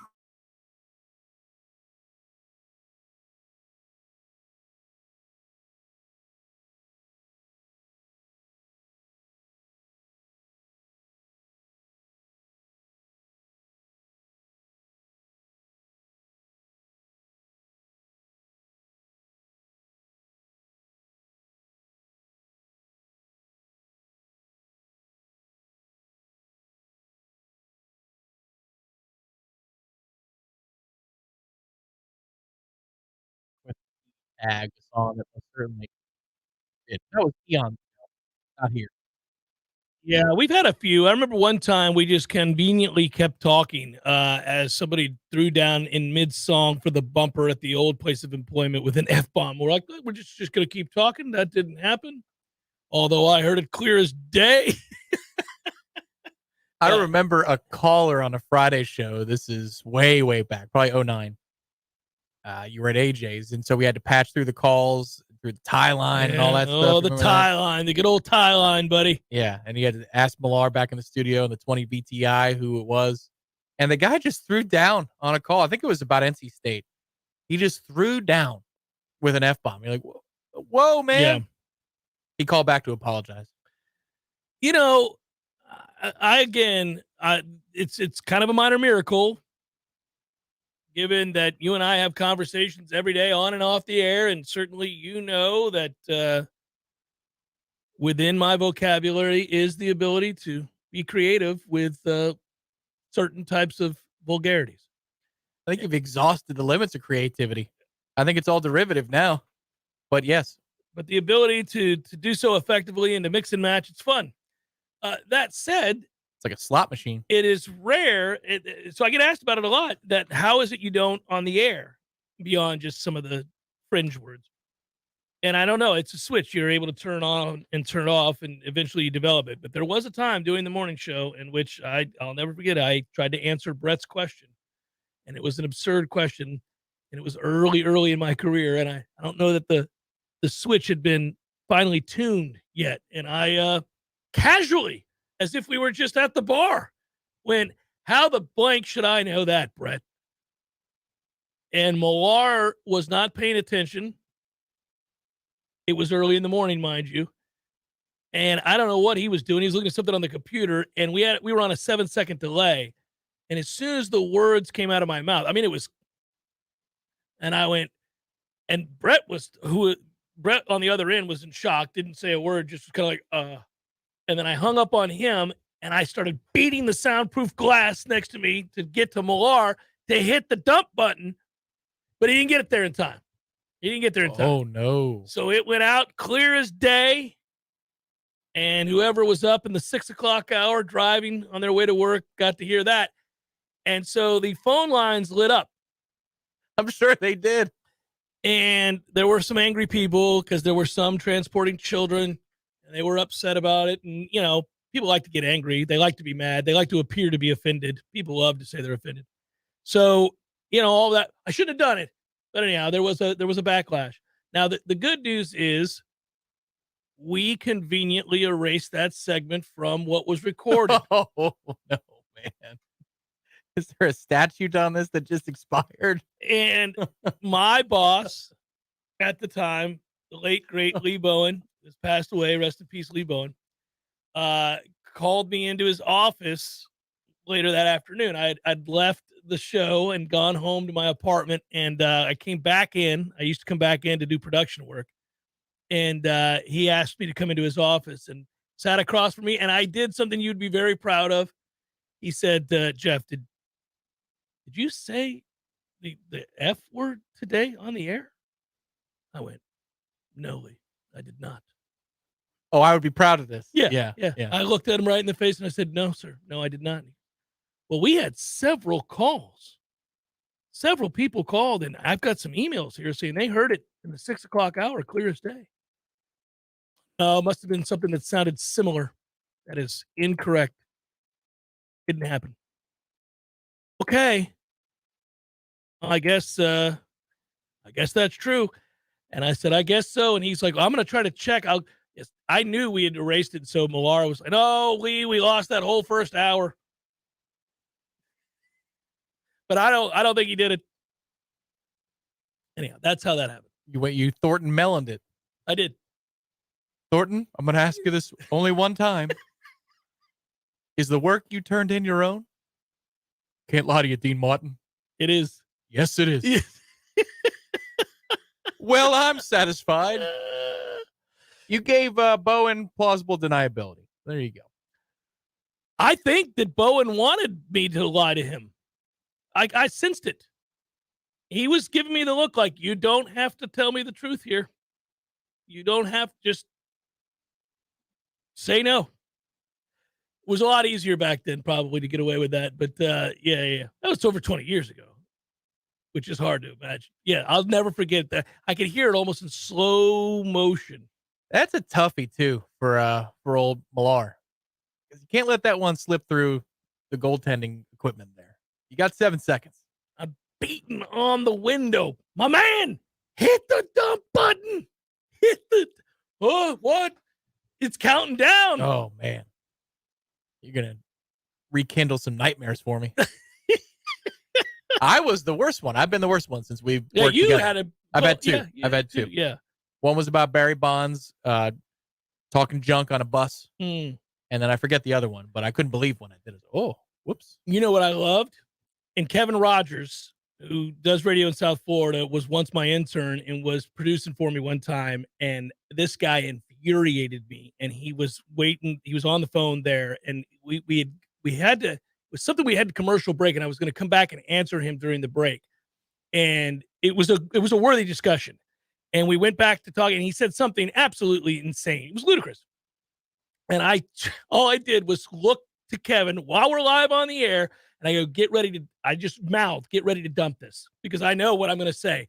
And then I used like 3 seconds to tell this guy, blankety blank, blank, blank, blank, blank, and hung up on him. And Kevin's cracking up his head that he knew to dump it. So I got to say, the guy on the other end was like, oh my God, this guy's cussing me out on the radio. I'm just glad that you didn't pull that stunt at the old place of employment, the most recent one, because sometimes that dump button would get stuck and it would just be silence on the air. Director Matthew remembers that problem. Yeah, we never really had, yeah. And then over time, I just got to where it doesn't happen. It really doesn't. You will attest to that. No, it's remarkable. Yeah, I don't. It is truly remarkable. It is an accomplishment because 30 seconds after this show is off the air, right back into it. Whatever it might be. Right? Whatever that could be. Whatever that could be. Time to solve for the future with my friends at ISF. Also, a remarkable relationship. They will collaborate with you and your hardworking staff. Your constituents depend on you. They know that. They want to promote your brilliant ideas, work with you, not just tell you what to do. They're going to improve the processes, streamline the workflows, introduce new technologies. You get this. Most importantly, reduce costly inefficiencies and get this thing done. Get those obstacles out of the way. Innovate with your vision, their collaboration.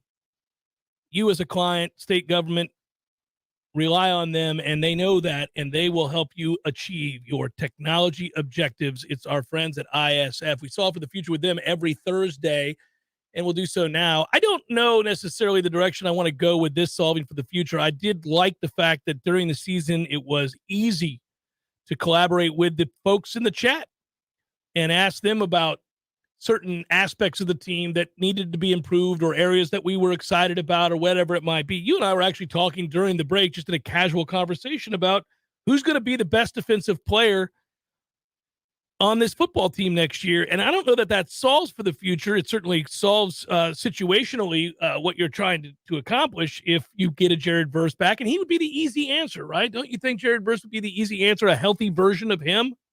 Yeah, I mean, but okay, let's just say that he is unequivocally your best defensive player because he's the one that can get you off the field. And then also he's physical enough to play all 3 downs. Beyond him, because Fabian Lovett would be at the top of the list last year, but now there's a heavy rotation at defensive tackle. And maybe Fentrell Cypress is the difference we need at defensive back. If that dude is good, it changes everything because it moves all these other bodies around. Renardo Green is now a luxury at corner, but maybe he helps you at safety. Azaria Thomas now is not, he's got another veteran he can lean on for development purposes at the corner position. Like Cypress could be extremely important and one of your best players by the time this thing is all said and done. Because when a guy comes in, when you don't have much at a position, you notice him a lot more. See the receiver room this year. Wow, that felt different, didn't it?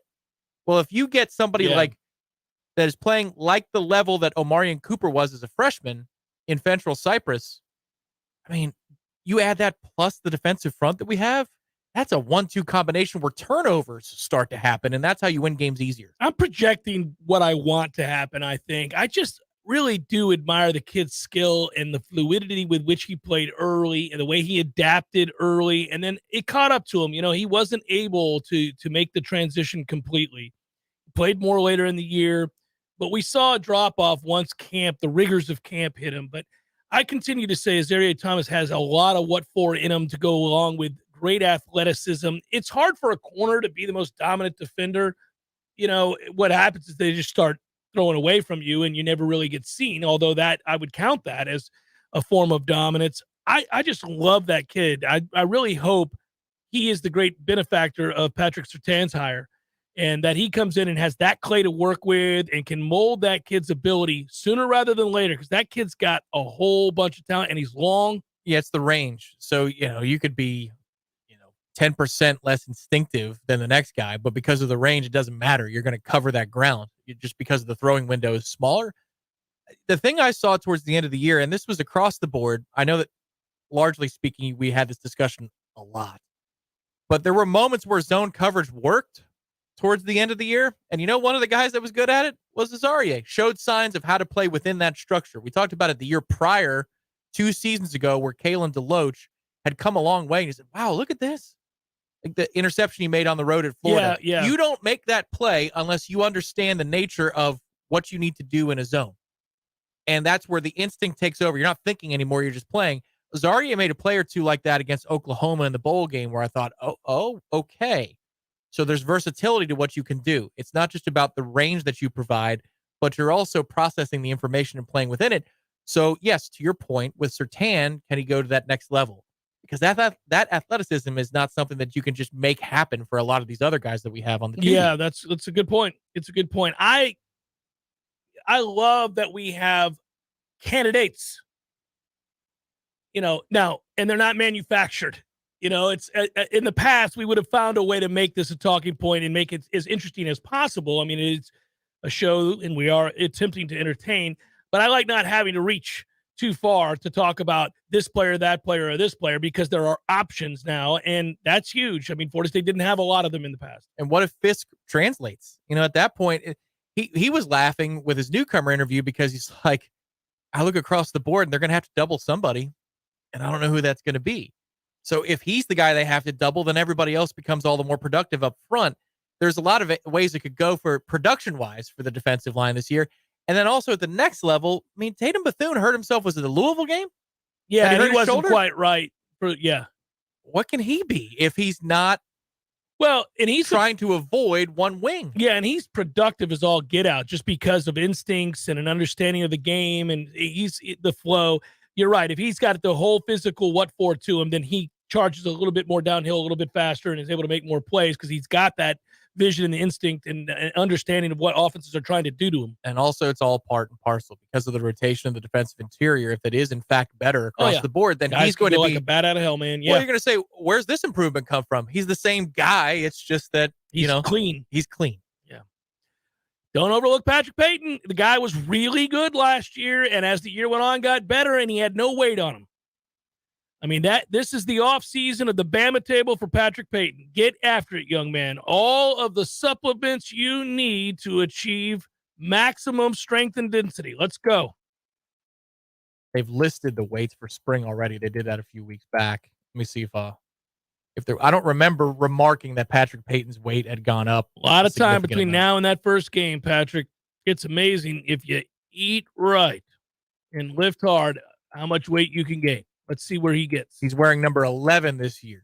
So just for folks as we get into spring, 248 is what they list him at now. Okay. 6'5", 248.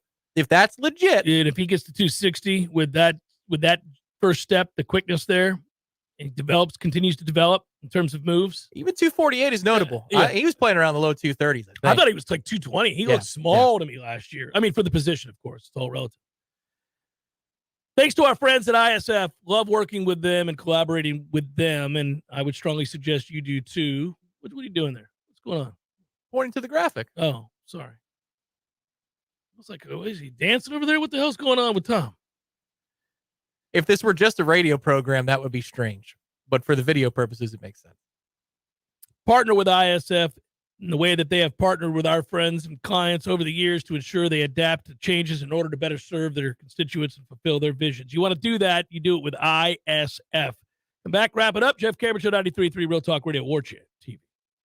Your local news now. Tallahassee City Commission is working to track damaged properties in the community. City leaders voted Wednesday night to create a new ordinance to help register vacant properties around the city. This proposed new ordinance would allow the city to keep track of vacant and abandoned homes through a registration system and allow them to notify the owners after a property has been vacant for a few months. Vacant homes are not considered up to code, can decrease property values, accumulate trash, and promote criminal activity. Having a list of vacancies could also give the city the opportunity to rehabilitate the abandoned homes, turn them into affordable housing units, or create vibrant community amenities like community gardens. The CVS pharmacy located at 3090 South Monroe Street is set to close next month on March 16th. All prescriptions will be transferred to the CVS located at 1300 Appalachia Parkway. Patients will also have the option to fill their prescriptions at any other CVS pharmacy or pharmacy of their choice. This is Rachel Lene with your Real Talk 93.3 local news update, brought to you by Macklemore Systems, Tallahassee's go-to Mac store. Check them out online at macklemoresystems.com. This is meteorologist Paul Trombley with your Real Talk 93.3 weather update. Slight chance for scattered rain showers this afternoon, otherwise mainly cloudy. Highs level off around 77, south winds 10 to 15 miles per hour. Cloudy skies expected tonight, scattered thunderstorms likely, lows level off around 63. Scattered thunderstorms likely tomorrow. High temperatures reach up to 69, overcast skies. This report is brought to you by The Lawn Johns. For all your landscaping and lawn care needs, visit thelawnjohns.com. Right now, 77. Nothing says Valentine's Day like flowers and chocolates, but I'm not talking about red roses and heart-shaped boxes. Tallulah CBD has a different kind of flowers and chocolate for your loved one this year. Shop for the newest Delta 8 vape and flower products, plus Delta 8 chocolates for just $3.99. CBD massage oils, CBD bath bombs, a selection of enhancing products to really feel the love this Valentine's Day. Come see the ladies at Tallulah for everything you need to love your Valentine. My man, Eddie. Jeff, what's happening, dude? Bears eating people all over the place. I read another article today. It's the third one in the last month of somebody getting mauled to death by a bear. Man, bears have their own space. Well, you got to let them have that. You do. You got to stay clear of bears, is what you're saying? Yes. I got a question for you. Here you go. If you had to be mauled to death, eaten alive by any animal in the world, which would you choose to eat you alive? Ooh, I think maybe I'd want, I don't know, longevity time, a mouse. Just a slow burn. Slow burn. This thing just finished the pinky. It's been a month. I could go to work. I could still do my thing. I could probably live 30 years. I thought you were going to say great white because it'd be quick, or a grizzly. We went with mouse. Yeah, mouse. Okay. Mouse it is. Gordo's, bringing the flavor and flair of Cuban food to Tallahassee since 1996. Hey, Greg Tish here along with Matty Rowe. And you can listen to us Monday through Friday, 6 a.m. to 9 a.m. on Real Talk 93.3. Matt, we give away a couple things each week. Just a few. We got the Florida Farm Bureau Insurance Wheel of Food. We have Give Me a Second, where we play a second of a song and you guess that song. And we also play FLA or Nay. We have a lot of fun Monday through Friday, 6 a.m. to 9 a.m. on The Greg Tish Show. Think that's enough? We could talk about our feelings. There's a lot. The Greg Tish Show, Monday through Friday, 6 to 9 a.m. only on Real Talk 93.3. The Jeff Cameron Show, brought to you by Orange Theory Fitness, 2 Tallahassee locations, Midtown on Thomasville Road, and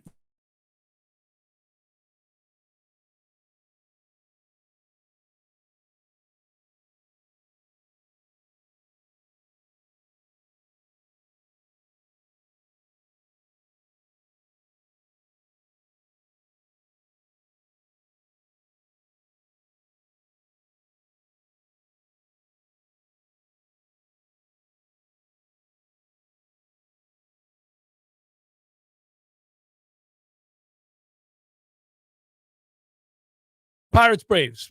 I tried to buy tickets for Pirates Yankees down in Bradenton. And for a spring training game, Tom, because it's the freaking Yankees, and you have all the snowbirds down there wanting to see the Yankees, it was free. It was like $200 a ticket. What? For a spring training game? I'm like, get that for out. spring training? They don't want to see Aaron Judge. They're all falling all over themselves to celebrate Aaron. It's too late. Last year was the year. Mm-hmm. So there it is. There's that. Pinch a penny. Let's do this thing. Let's have some bubbles. It's time for Tub Talk, brought to you by Pinch a Penny Pools and Spas. Buy yourself the hot tub you've always wanted at the price you've always wanted from Pinch a Penny on Greer Street. Now it's live to the tub. We get Major League Baseball in the form of the Yankees versus the Phillies this month. It's a real game. It's going to happen. Red Sox Braves this month. Rays Twins this month. Well, yeah, spring training. Phillies Tigers this month. Yes, of course. They are Major League. When's your World Baseball Classic? Have you gotten tickets for that yet? I haven't, but I'll go for sure because I love it. I believe the rosters are revealed tonight.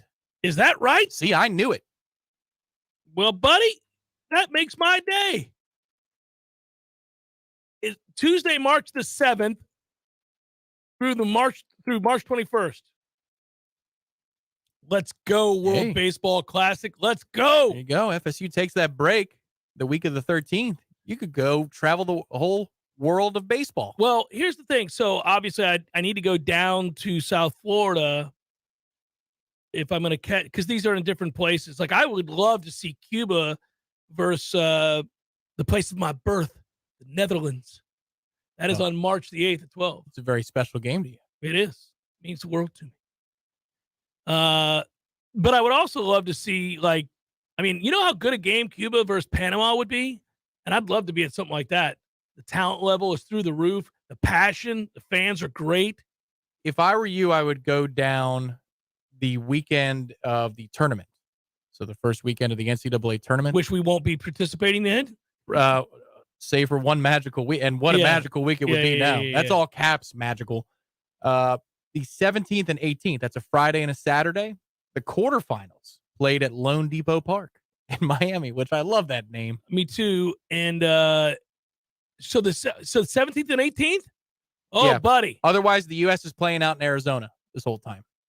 So if they're going to make it to the knockout rounds, it would be that weekend. I don't even need to see the damn U.S. That's fine. I'll root for them. Oh, my. Obvious. Oh, sir. Give me your passport right now. I just want to see high levels of great baseball. I'm rooting for the U.S. to win the whole thing, of course. I don't have to see them. I could watch Cuba and Panama. I could watch Panama and the Netherlands. I could watch Panama and Chinese Taipei. I could watch. Listen to this. Netherlands and Italy, buddy. I'm in. You'd rather watch the Chinese than the Americans play baseball. I want to see a good Listen game. to you. Oh, I want to see. Who knows? I could watch. Let's see. Well, again, you got to look at the venues. I'm not going out to Chase Field in Phoenix, so I'm going to miss the big Great Britain USA baseball matchup. But Lone Depot, we do get Nicaragua, Puerto Rico. Awesome. Just a simply great game. Will it be? Yeah. Yeah. Do they run rule in the World Baseball Classic? Because I'm going to guess that Puerto Rico will run rule Nicaragua. Nicaragua will compete, man. You don't know what's wrong with you. Oh, okay. Nicaragua's Sorry. going to be out there competing. Forgive me. I All forgot. right. All right. How about this? Dominican Republic versus Venezuela will be good. That could be good. That'll be really good. Yeah. Venezuela, Puerto Rico. Now we got a war on our hands. Yeah. Here we go. The Dominicans should win that matchup with Venezuela going away. But yeah, Puerto Rico, Venezuela. Just disrespecting Nicaragua's efforts. Yeah. We may have a wager on that one, sir. I wonder if they play a last place game between and the three candidates will be Chinese Taipei, Netherlands, and Nicaragua. Get the hell off the Netherlands. They have competed at a high level in this thing. Maybe Italy too. Well, Italy will suck, and so will Israel. Great Britain. Great Britain's going to have a problem. Not enough depth. Montgomery Montford to the plate. So you're saying you're not pumped about the Nicaragua-Israel matchup? No, I don't think so. that's like I'm sure you'd rather watch them than the U.S. though. You could check a game as equal caliber at Meridian Park. Hot tubs, they're everywhere at Pitch a Penny right there off of Greer Street. You can get giant family-sized hot tubs. You can get a little 2-person hot tub, hey now. And then and everything in between. So go make it happen. There you go. Lone Depot Park in Miami. I'm going to go down there. Pool D. Pool D. Pool C is where the USA is in at Chase Field in Phoenix. Well, I want to live in Pool SPA. That's why I go to Pinch Penny. Thanks to our friends at Pitch a Penny. You could go to Tokyo. I've always wanted to go to Tokyo, and you could watch Japan take on Australia. That would be cool. It would be cool. By the way, I didn't know this, though. In like early March, you get these matchups. So the Dominican Republic is taking on the Atlanta Braves. Oh, cool. Yeah, Nicaragua is taking on the Mets. Well, Port St. Lucie. Little pressure on the Mets now. Let's go, Nicaragua. I'll be cheering for you on that day. Good work out of you, Tom and Matthew. Be well, everybody. We'll talk to you tomorrow on a Libations Friday.